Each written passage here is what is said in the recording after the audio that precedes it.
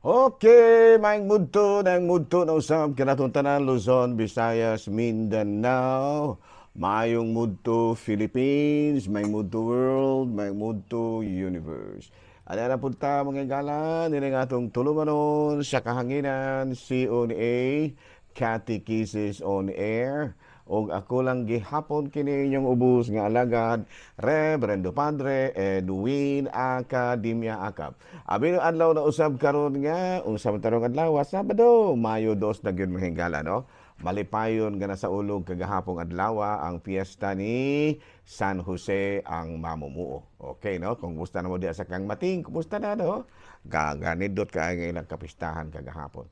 Abi no, padayon ta mga gala sa ato ang mga buhatono ni ining kabuntuhon. Abi no, ari kita sa atong Saint of the Day. Abi no, ang atong Saint of the Day karon May 2 mao si Saint Athanasius, no? Si Saint Athanasius, kini siya ka obispo.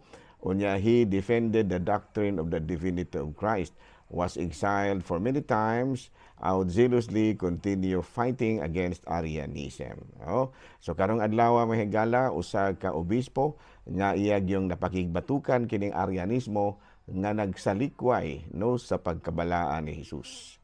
Una nga nahimo siya nga usa ka santo. Hala no, padayon ta sa ato ang mga buhatono ni ining kabuntuhon. Bino arin nata mahigala sa ato wala sa tayo si bisipinyo sa mahigala ha kay medyo gyud baligin akong bisiha mahigala no. Igo-igo ra gid ani nga makapa kuan kining gitawag nato o wala nato ang ato ang mga buhatonon no. Okay no, ari kita sa ang ikaduha nga topic nato no, pangutana. Ngano man tang Katoliko Padre nga wala man nato itudlo ang tithings sa atong mga miyembro. Unang-una, unsa man kining tithings, no? Tithings is the Bible refers to giving 10% of our annual earnings, productions or possessions. Ato kanang mabasa sa Leviticus kapitulo 27 bersikulo 30. Iya sa Ginoo ang tanang ikapulo gikan sa atong abot sa yuta. Sa ani gikan sa uma o sa bunga sa mga kahoy balaan kini sa Ginoo.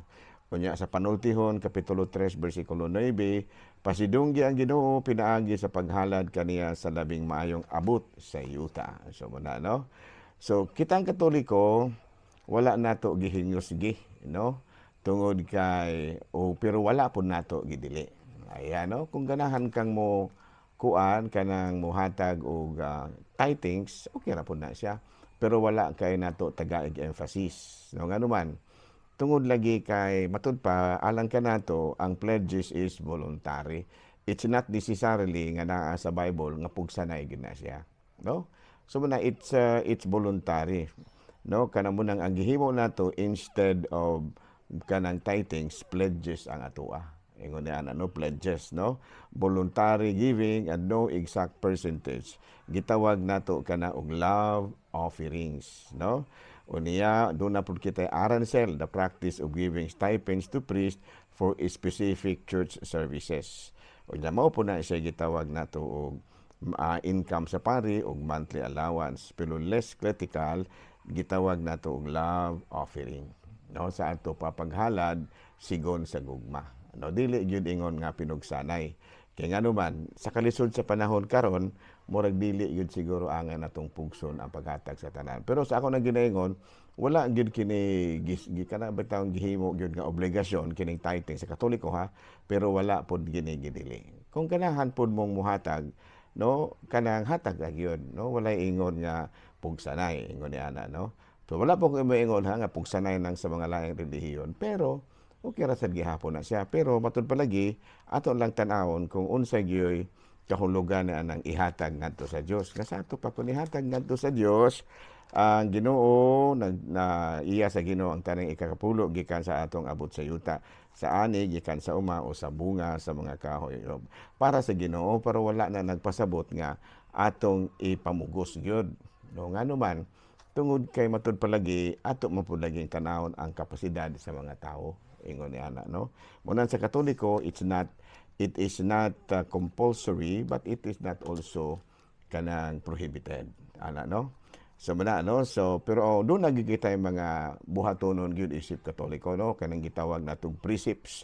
Number 1 is to attend mass on Sundays and days of obligations. Number 2, confess our sins at least once a year. Unya, receive the Eucharist at least once a year. Unya, observe days of fasting and abstinence. Unya, provide for the needs of the church. Muna yung gitawag natong pledges. Ano ha? Sabi no, din nila sa magdugay mga igala, no? Kaya medyo paligin akong bisiha ro mga panahon na, no? So, salamat kayo sa inyong pagkikiguban kanako. Unya, matod palagi, o sa kini kapaagi nga diin, at least makadungog-dungog po ta ginagmay nga mga pantulunan.